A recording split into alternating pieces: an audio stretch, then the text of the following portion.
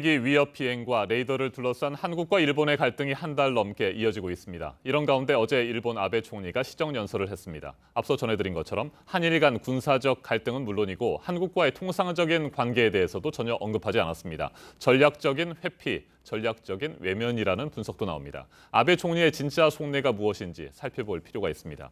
양기효 성공회대 일본학과 교수와 한 걸음 더 들어가겠습니다.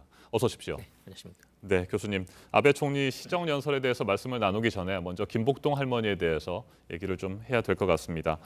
위안부 피해자의 상징과 같은 분이셨잖아요. 1년가량 암투병 끝에 어젯밤에 별세하셨습니다. 네, 상가 고인의 명복을 빕니다. 사실 이제 1992년부터 이 위안부 문제가 만천하에 드러나면서 그때부터 활동해 오신 분이거든요.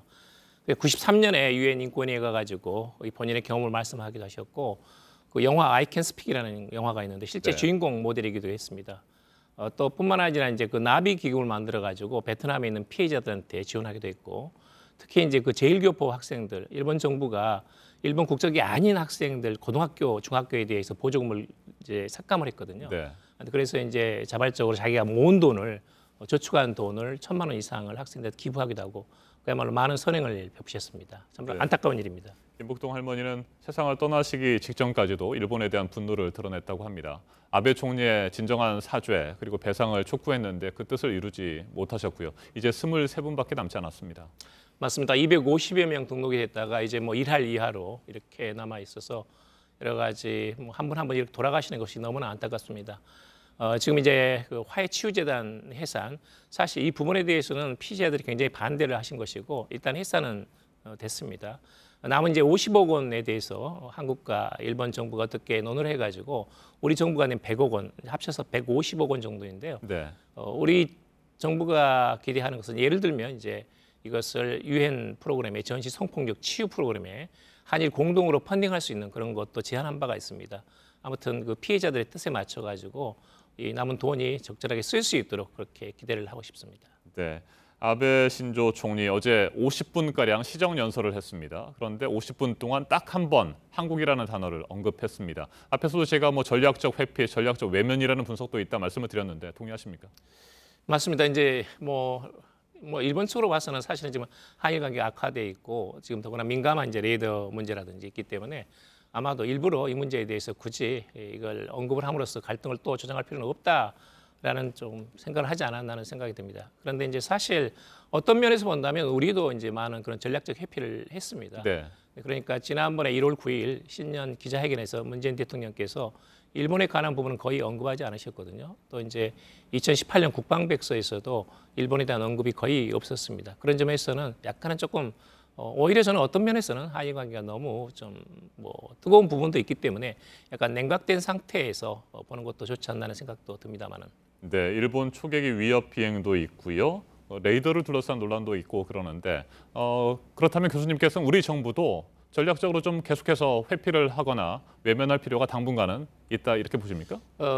그럴 필요는 없습니다만 사실은 지금 어렵습니다. 왜냐하면 한국 측에서 예를 들면 강제징용 대법원 판결 이후에 이 마땅한 대책에 대해서 여러 가지 고민하고 있습니다만은 우선 당장 이렇다 할 대책을 서기는 쉽지 않습니다. 네. 더구나 이제 3.1절 100주년 그리고 4월 10일이면 이게 이상의 임시정부 100주년입니다. 이런 역사적인 해 역시 이제 이건 대한민국이 만들어진 기본적인 가장 중요한 근간이기 때문에 여기에 대해서 우리가 집중하고 또 이제 2월 달에 있을 남북 정상회담도 남북 정상 북미 정상회담 포함해서 이런 부분에 대해서 한국 정부가 또 외교적인 우선순위가 역시 높을 수밖에 없습니다. 네, 그런 점에서는 전체적인 이런 각도에서 잘 바라볼 필요가 있다라는 생각이 듭니다. 네, 아베 총리가 미국과의 동맹 강화는 어제도 역시 강조를 했고요. 북한, 중국, 러시아와의 관계 개선에 대해서도 자세하게 얘기를 했습니다. 이 부분에 대해서는 어떻게 평가하십니까? 사실은 이제 한국 부분이 빠진 것은 사실은 정상은 아닙니다. 네. 이게 일본 외교로 봐서는 한국이 가장 중요한 외교적인 파트너고 또 사실 동아시아에서 이렇게 시장 경제 자유민주주의를 공유하는 나라는 사실 한국이거든요. 그런 면에서는 빠진 것은 정상적인 사례는 아니지만 현재 어떤 갈등 상태를 여러 가지 고려해 가지고 회피하지 않았나 하는 생각이 듭니다. 일본으로서는 지금 그 러시아와의 그 국방 영토 문제로 그동안 20여 차례 넘게 이 푸틴 대통령과 아베 수상이 만나가지고 논의를 했습니다만은 지난번은 모스크바 정상회담에서도 별로 진전이 없었습니다. 사실 일본 내에서도 이 문제가 제대로 해결되리라고 생각하지 않고 있기 때문에 일본으로 봐서는 이제 중일 간의 어떤 협력 무드를 만드는 거, 그리고 특히 아베 수상으로서는 지금 헌법을 개정하는 거다고 네. 그다음에 이 북한과 애교를 말하자면 일본에서 유일하게 국교를 맺지 않은 나라가 북한이거든요. 근데 이것은 어떻게든 일본으로서는 북일 수교를 하고 싶다라는 그 집념은 굉장히 강합니다. 그런데 현실적으로 이 헌법 개정이 사실 어려운 상태에서 마지막 남은 아베 수상의 정치적 업적이라고 한다면 역시 북일 수교다. 북한과의 국교 정상화다. 이런 부분은 상당히 관심을 갖고 있지 않나.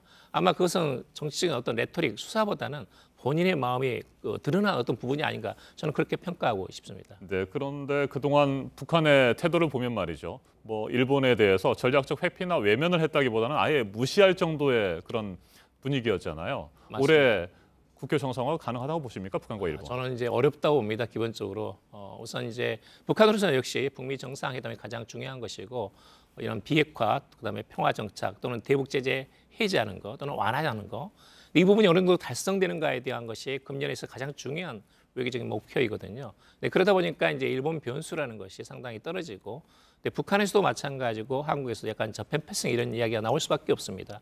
특히 이제 북일 간에 있어서 가장 중요한 쟁점인 납치자 문제, 이것은 북한과 일본과의 간격을 좁히기가 매우 어렵거든요. 근데 그렇기 때문에 아마 적어도 납치자 문제에 대해서 북일 양국 간에 어느 정도 진전된 또는 일본 내에서 공감대를 얻을 수 있는 수준의 어떤 북한의 어떤 그런 설명 또는 조치 이런 것이 있고 나서야 가능하기 때문에 저는 현실적으로 연내는 어렵다. 그렇지만 이제 북미 정상회담이 빠른 속도로 진전되고 이런 한반도 국제 정세가 바뀌게 되면 북일 수교는 비교적 또는 북일 간의 협상 진전은 비교적 빠른 시일 내에 또 빠른 속도로 진전될 가능성도 없지 않아 있습니다.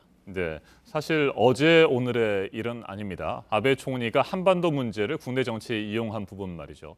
북한의 그 핵이라든지 미사일과 관련해서는 본인이 여러 가지로 정치적 위기에 처할 때마다 북한 핵 위협, 미사일 위협을 강조하면서 국민들의 생각을 다른 데로 돌렸고요. 또 지금 진행되고 있는 한국과의 갈등, 우리 정부와의 갈등은 역시 국내 정치에 이용하는 듯한 모습을 보이고 있는데 그렇게 보십니까?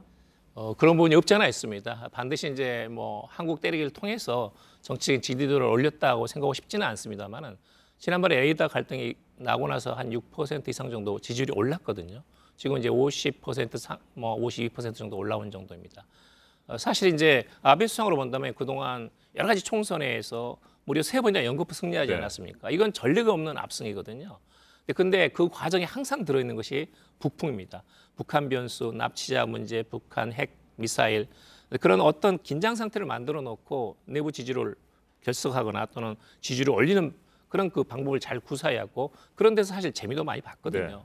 그런데 이제 지금은 북한의 비핵화, 북한의 또는 이제 제재 완화까지 포함해가지고 북미 정상회담, 한반도의 국제 정세가 바뀌지 않습니까? 또 이제 작년에는 6년 반 만에 말하자면 중국과의 정상회담을 했습니다. 그러다 보니까 어떤 긴장 관계가 상당히 줄어드는 거죠. 북한이라든지 중국이라든지 가상적인데 이런 부분들이 상당히 약화된 상태에서 뭔가 외부의 적이라든지 또는 긴장 또는 그 말하자면 뭐 어떤 비판의 대상 네. 이런 국가들이 있는 것이 어떤 내부 결속을 올리기에는 편합니다. 그런 점에서는 지금 광범위하게 확산되는 혐한 정서를 이용을 해가지고 이런 레이더 갈등까지 일으키게 되면 한국과의 갈등이라는 것은 일본에서 약간 일본인들이 약간 그 불만을 표출하는 또는 해소하는 하나의 어떤 출구가 되거든요. 근데 그런 점에서는 굉장히 상당히 좋지 않은 방식이긴 하지만 이런 그 어떤 외국의 어떤 변수를 잘 활용하는 정치적으로 내부 지지를 올리기 위해서 약간 좋지 않은 방법을 악용하는 그런 정치적 수법은 사실은 뭐 일본뿐만 아니라 지금까지 역사상으로도 많았고 특히 아베 수상은 그런 점에서는 굉장히 말할까 좀 얄미울 정도로 좀 능수능란합니다. 알겠습니다. 여기까지 듣겠습니다. 양교육 교수님 말씀 잘 들었습니다. 네, 감사합니다.